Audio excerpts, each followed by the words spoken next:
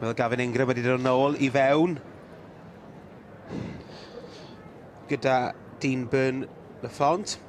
Gavin, wrth gwrs, cafodd y lwyddiant yma ar ddydd Mawrth gyda ebol adran ec blwydd. Ond wedi dod â 2 geffyl i'r soi eleni o Aberdeen yn yr Alban. Ond o bosib, fydd ddim na 2 rhiban coch yn ôl i'r Alban gyda ge.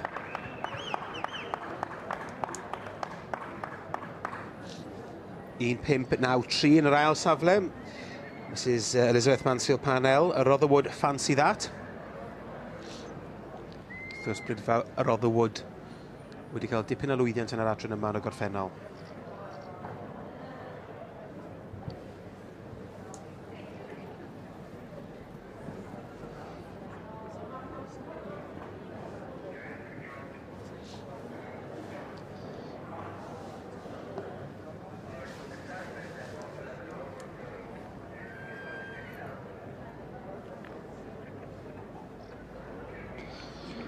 Felly Gavin Ingram o'r Alban. Fe sy'n ar y brig ar hyn o bryd. Dean Byrne Lafont.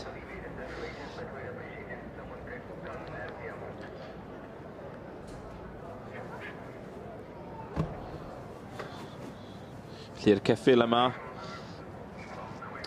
allan o Dean Byrne Royal Velvet, sef y fam, a'r tad wedyn Gems The Rat Pack. Wel, mae'r het I diosg a'r penderfyniad wedi cael ei wneud.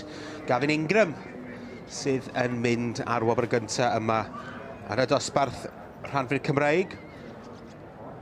Eboles neu adfarch blwydd. Llongyfechiadau mawr I Gavin Ingram o'r Alban sy'n ennill y dosbarth yma yn adran y rhanfyd Cymreig. I'r adfarch Eboles neu ebol blwydd oed, na fydd yn eiddfedu dros uchder o 148 centimetr. Da iawn, Gavin. Yn ail wedyn, I ni'n gweld Elizabeth Mansfield Parnell, Rotherwood Fancy That. Y tad Trewogan Dare to Peep a'r fam Rotherwood Flish of Fancy.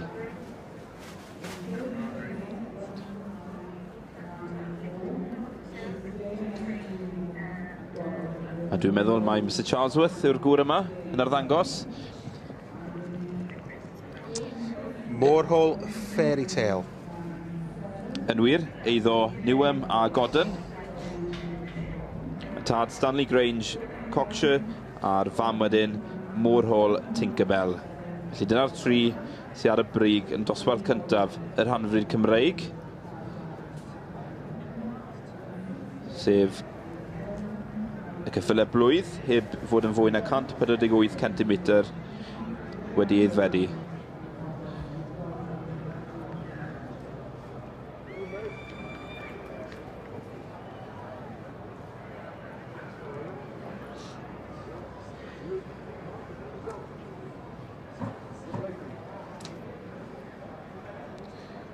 Llongyfechiadau mawr I Gavin Ingram yn ennill y dosbarth i'r rhai blwyddi yn adran y rhanfyd Cymreig. Na fydd yn eiddfedu dros uchder o 148 centimetr. Gyda Dean Byrne Lafont.